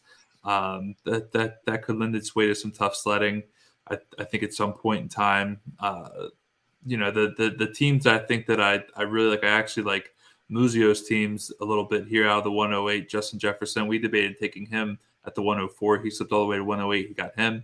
He got Joe Mixon, and kind of is utilizing Mixon as the hero RB, the modified zero RB, I guess you could say, because then he waits until round 8 to get his next running back, and then he hammers running back in 4 of his next 5 picks there with Miles Sanders, Isaiah Spiller, Alexander Madison, and Marlon Mack. I think are all some decent gambles on players that could certainly work out to go along with Joe Mixon as his RB1. I really like Treylon Burks as well. So I like the way some of what Muzio is doing is shaping up there. Mad Park 3, he's got Javonte Williams. He's the one that got the 5th round Ezekiel Elliott, which you're saying might be a complete and total value. If that ends up being the case, a Williams and Zeke stack could be very nice. And then he's got 5 very good wide receivers in Diggs, Evans, McLaurin, Sutton, and Thielen, so I like that as well. I think he also has a very solid core of 3 tight ends for a guy who faded tight end until the 9th round. That's when he got his first tight end, Rob Gronkowski. So I thought that looks very nice as well. Yeah, no, I agree. I think Muzio's team and the team after him in the 9th slot are very interesting. The one you mentioned, Mad Park 3, overall, very solid constructions with how things are built. They have a good balance throughout that roster. Team 9, I did mention when you get into that part where you fade that top end tight end, and then you're kind of trying to fit in 2 or 3 guys in quick succession, can just take the construction out of it a little bit for you. But overall, yeah, pretty solid builds there. I think I like the 2 of those. Some very heavy running back teams, which obviously help us out as well. But as we look through here, Julio Jones did not go off the board. I believe still available for us. I think in the 16th round, it's worth a shot at this point. Yeah. How do you feel about it? The other guy who's there, who's a veteran coming back off injuries, Odell Beckham. It just seems like these guys are a lot later than some of the options going ahead of them, even if they're not injured, are not very good. Yeah, no, for me it would be Julio Jones here. I think that on the right situation, he could be a decent wide receiver too. That's going to still give us some decent weeks. So I would go ahead and go with Julio Jones here. We saw James Washington go just before Julio, which that wouldn't be what I'm doing. So I'm fine with Julio Jones here, and banking on something hitting at this point in time. Let's make it happen. Going to be interesting now. Obviously, we do have 4 running backs. We are going to need to bolster that a little bit. Couple of interesting options coming up here, but we'll see how it plays out. How many, if we're looking at our build, how many are you thinking that we should really be looking to get here? Do you think it's 5 running backs, or do you think we should be looking to get 6 in there? I would lean more towards 6 running backs for a couple of reasons. One of them being that we currently have 4 running backs. 2 of them are rookies. They're somewhat question marks. Kenneth Walker probably less or so, but Rachaad White could still end up being a bit of a question mark. I think getting to 6 running backs with whether they're established veterans or just more rookies who we think have a chance to land in more optimal situations come the NFL draft, I think is kind of the way to go there. So it would still be 6 running backs for me here, I think, just because we have 2 rookies here. Even Ronald Jones, I think.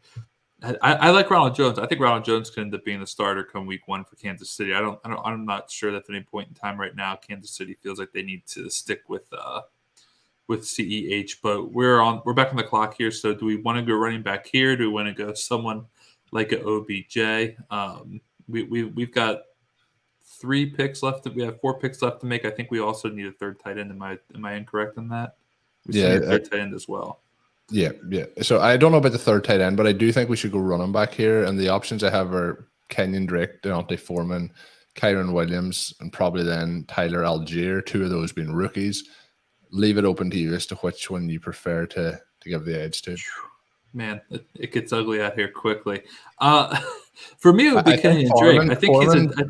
I think Foreman's not going to get a huge role behind Christian McCaffrey, so that would ding him a little bit for me. So I probably would lean to Drake or one of the rookies.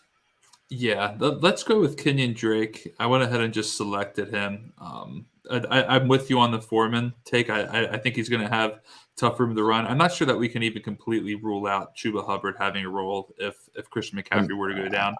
I thought Foreman looked fantastic last year down the stretch when he was filling in kind of for Derrick Henry, but obviously going in behind Christian McCaffrey is going to be tricky as well. So I was hoping for a different landing spot for him, but yeah, that didn't help. So I think it was important there to add him in again because there is a little bit more of a tier break when it gets to that point. My hope now would be that one of those rookies lasts all the way back to us and we can add one of those in the next round. You were mentioning the tight end approach. At the moment, I don't know. I'm contemplating sitting at two quarterbacks, 2 tight ends. We have 3 selections left. We've talked about probably needing at least one more running back, so that leaves us with 2 spots. But are you thinking we go and get a quarterback, tight end, and running back over the last couple of stretch here? I think that's certainly possible. So let me just think here real quick. 1, 2, 3.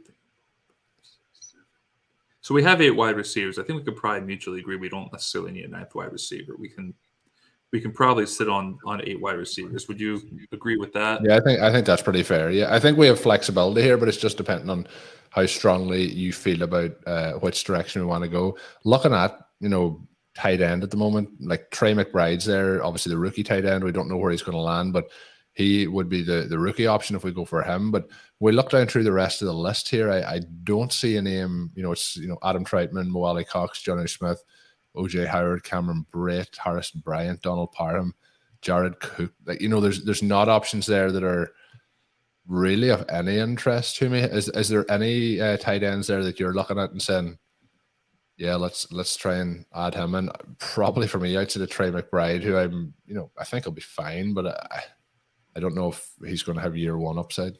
And we know that rookie tight ends generally have a difficult, adjustment to the NFL and don't always break out right when we need them to. I think the fact that we have 2 tight ends already jammed into our top 10 picks kind of allows us the opportunity to not get another tight end.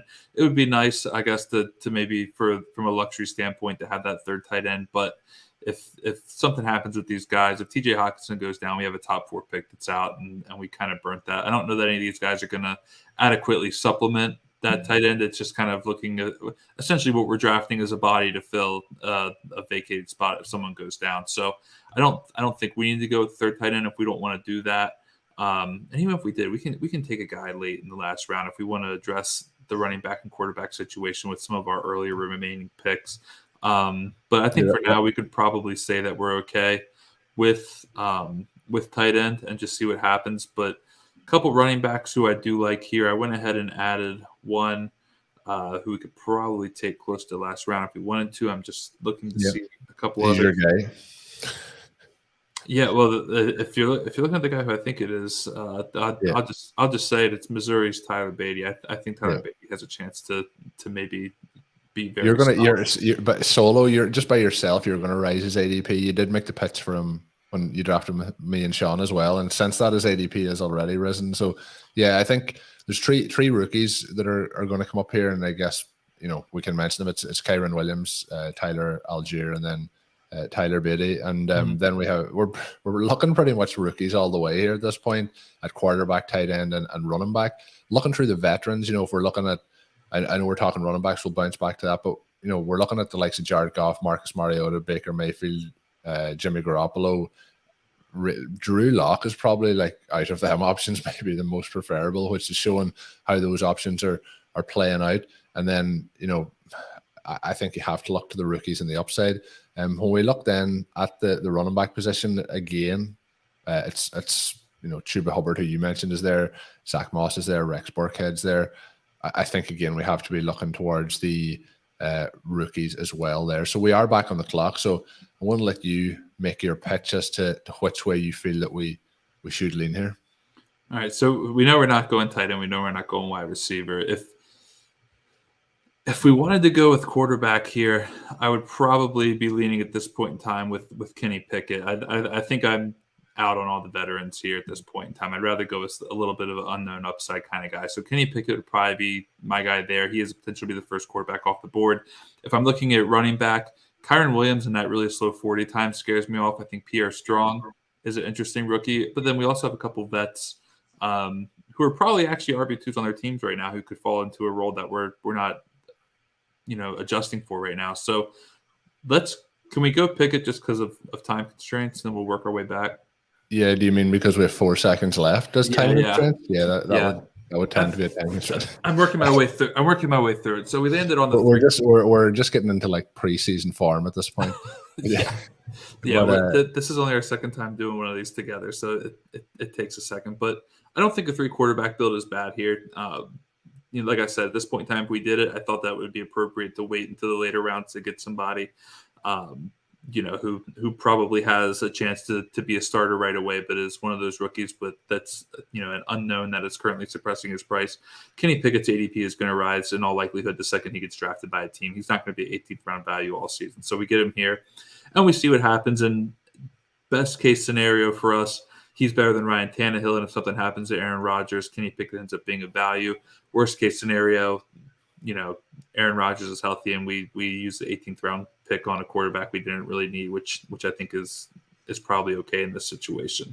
And one thing you can't factor in at this point of the year, which is obviously it's a benefit to some people whoever goes on and wins it, and it's not good for other people. But when we look at, we don't know the bye weeks at this point, and we obviously don't know the landing spots of some of these rookies anyway. So when we have a situation where you have 2 quarterbacks, there's a potential for like the Packers and the Titans to have the same bye week as the season goes on, and then that's an automatic 0 at the quarterback that week. Or if you have one of these guys get injured, then obviously whenever the other guy's on the bye, it's a 0. So I do think it gives you some insurance there. The same thing could happen to us at the tight end position, but I'm happy as we move forward. I think now when we look, I know you've added Jared Patterson to our queue. Where are we looking? I think we should slot in with a running back here. That gives us then the opportunity to just go with best option available in the last round. Yeah, so the reason I put Patterson in here, we got 40 seconds here. The reason I put Patterson in here, he is probably the likely running back to Antonio Gibson should Gibson go down. I don't see McKissick taking the workload. I think Patterson was very productive in college, had a really good preseason where he was able to make the Washington football team. So Patterson is kind of a guy I'm drafting as the potential early down back. If Gibson, who has dealt with injuries in the past before it goes down, I think he might have a little bit more certainty than some of these other rookies we'd be chasing later. I'll make a deal with you. If we take one of the rookies now and Patterson's there in the 20th round, I'll let you pick him. All right, pick your rookie then. We got 6 seconds. Go Williams. Okay. We've already got a discount when we drafted him in the last draft. Yeah, big time discount. Well, and that's the thing too. Let me find that real quickly because it's funny you say that. I feel like we got Kyron Williams. Did we get him like crazy high in the first draft, or was it not? Yeah, I think it might have been like 13th round. No. 12th round, Kyron Williams. Now we got him in the 19th round. So the reason that basically happened, if you haven't been tracking too closely with the NFL draft and the combine, things of that nature, but he was very slow. Yes, the thing that has knocked Kyron Williams back a little bit is the fact that Colin and I are faster than him. And that's not good if you're an NFL running back to have 2 fantasy analysts who are faster than you as a running back. So that has unfortunately suppressed Kyron Williams just a little bit. A lot to like about his profile prior to him running the 40-yard draft. He was a player who was viewed to be a 3-down back. He could catch passes. He could run very well. I think he had back-to-back 1,000-yard rushing seasons at Notre Dame, if I'm not mistaken. Let me pull that up here real quick just to make sure I'm not giving out false information. Yeah, back-to-back 1,000-yard seasons, back-to-back catches, seasons of 35 or more receptions at Notre Dame. Like Kyron Williams profiled very well prior to the NFL scouting combine. Then he looked like he was running in quicksand, and now we see that he's dropping almost a full 7 rounds of ADP here in our FFPC best ball draft. So life comes at you fast if you are indeed Kyron Williams, and now we're going to try to reap the benefits of that a little bit. So we'll see what happens there. certainly at this point in time, we're just taking educated guesses again on guys we're hoping could land in decent spots. Kyron Williams is going to have an uphill battle, I think, but you want to stick with him though. So do you have anything in particular you like about him, Colm, or are you just kind of? Well, you kind of laid out the case. Like outside of the 40-yard dash, he has everything you kind of want. So he has, like, obviously if he's a little bit slower, but he's likely to be the third or fourth running back selected in this draft, which obviously is going to be of a benefit to him in terms of his fantasy ADP and his fantasy value. And I think if you're getting him in the second last round here, he goes one pick after Duke Johnson, who we kind of did talk a little bit about the Buffalo situation earlier, but it feels like he's not going to be the main guy there. He was basically out of the league, got a chance with Miami last year. Do we want to take a shot? It's again that thing of the person you don't know or the thing you haven't seen, but do you want to take the chance on Kyron Williams, who ran a little bit slower than people were expecting, or do you want to go with Duke Johnson? It's that sort of thing. So I think I'm still happy to take shots. Look, in 2 weeks we could say he went undrafted, or in 4 weeks we could say he went undrafted and like nobody wants him, but we could also say that he went in the third round and people are very interested based on the landing spot. So at this point, there's kind of speculation. You're getting a discount on where we thought at that time. It didn't feel like we took him early in that previous draft. So in this particular draft now, I feel like let's take another shot. And it's the same sometimes. I know people involved in the stock, like if you're involved in the stock market, sometimes like you're trying to buy that dip, this thing could move up again and he could be back in the 14th round in a couple of weeks. And again, that's a boost to your team. So we'll see how that plays out. I know I'm sure your nerves are tingling at this point. Your anticipation's building. We are into the 20th round. We're kind of 5 picks away, and Jared Patterson is still on the board. I don't think he has I'm just going to check here. I don't think he has an ADP that is taking him off the board in these drafts. So let me just have a check here. Over the last 2 weeks, he has gone undrafted in the 20-round draft. So how are you feeling as we're a couple of picks away here? What will your reaction be if he is gone before you have the opportunity to select him? At least we got listeners, baby. Who would you rather have, Kyron Williams or Jared Patterson? But I know last year you were making the pitch for Jared Patterson in training camp, and obviously that was something that he did make that roster. The other thing I want to say is to anyone listening in, hit that like button, hit that subscribe button. Much appreciated. Give us a comment there if you have been there from beginning to end. I know we probably have some people who have sat through the entire draft as we've been going almost 90 minutes at this point. So thanks to everyone watching in. But if you have stayed through the whole thing, you truly are an OG here for the RotoViz streams. Much appreciated. We do intend to continue to ramp up our drafts over the next couple of weeks, next couple of months. We will be doing a lot of these. We're going to plan to do some FFPC drafts, underdog drafts. Somebody asked us earlier about some DraftKings drafts. We'll be jumping into all of those and hopefully having some fun as we draft. And we'll try and get a couple of listener leagues. I know I mentioned about the RotoViz Triflex leagues over at the FFPC on Saturday's RotoViz Overtime podcast, and I've had 5 or 6 people email across to say they're interested. So it looks like we'll be setting up one of them. But last year we had a number of best ball drafts for the listeners. We even had some tournament drafts that were exclusive to RotoViz Overtime listeners. So we'll try and get some of them coming back our way this season. So just hit me up if you're interested. I guess we'll give a plug as well. Give Zach a follow on Twitter. What is the Twitter? At ZK_FFB. Yeah, at ZK_FFB. We'll probably go ahead and post it.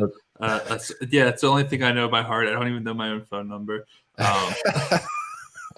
And mine's is at Overtime Ireland. But the big news off the draft, everyone has sat through the 20 rounds. The key pick, the winning pick, come week 18 or week 17, whenever this runs out this season, Jared Patterson has made the roster.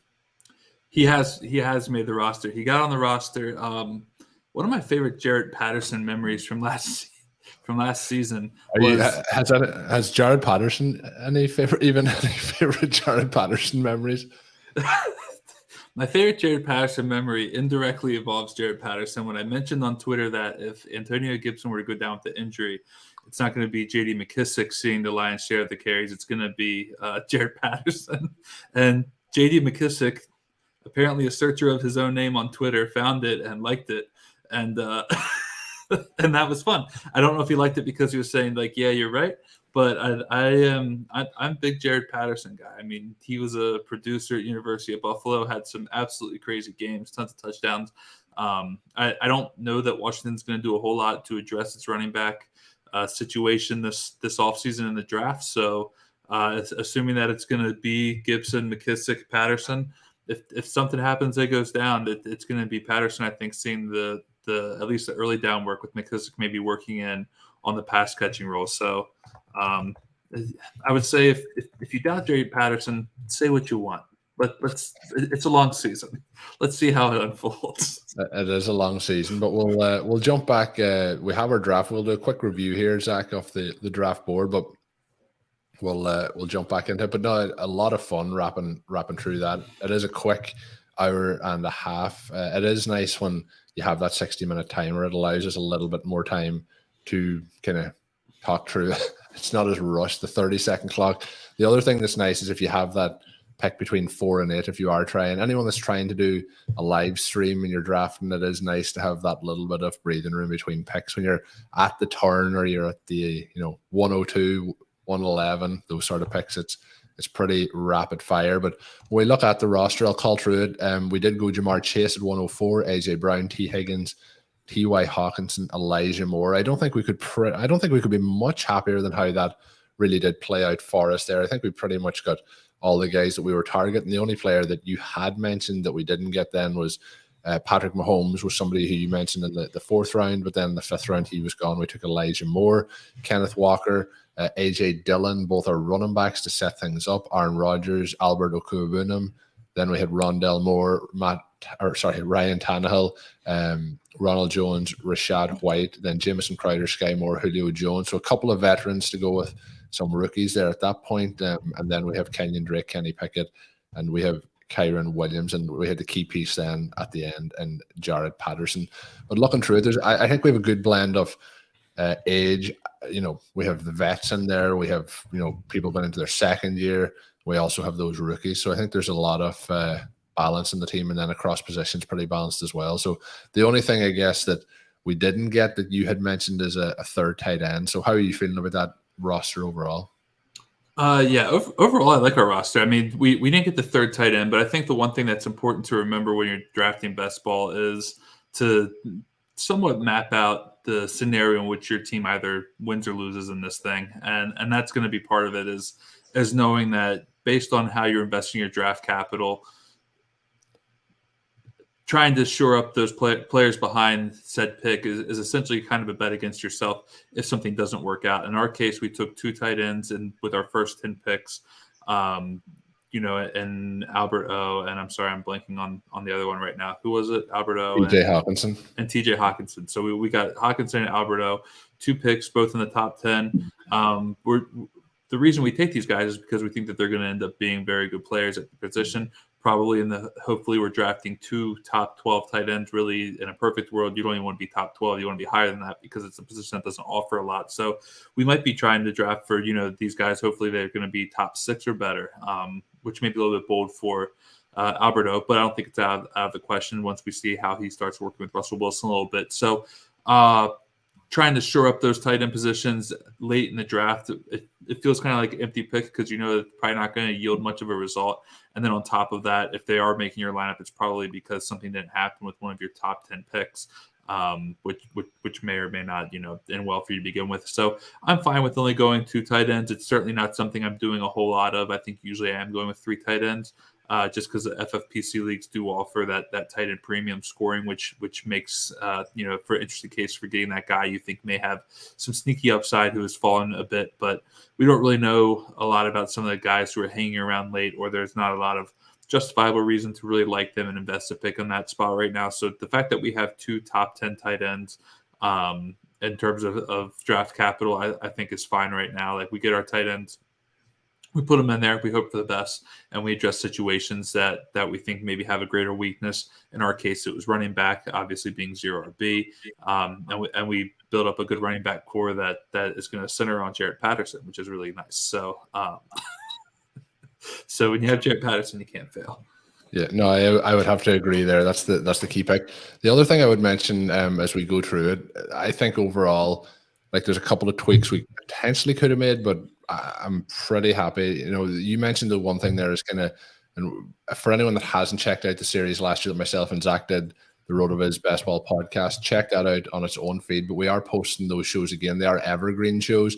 We did talk a lot about, you know, how to set up your draft and how to approach these strategies. But one of the episodes we do talk about is reverse engineering your draft and looking at it from whether it's a 28-round draft or a 20-round draft and setting up who you think will be available in those rounds. And that makes it a lot easier then to pivot if you have to pivot, but it also gives you an idea how your roster is going to look so you can make those constructions. So we did go a little bit of a 0 RB build here. We did take 2 in the 6th and 7th round. So some people might say that isn't a 0 RB build. It's a little bit too early, but I think the way it's worked out here has worked out for us. Some interesting other builds. I was talking during it about Team 5. They had gone tight end, 4 running backs, 2 quarterbacks, 1 tight end. So through 9 rounds, they had 4 running backs, 3 tight ends, and 2 quarterbacks.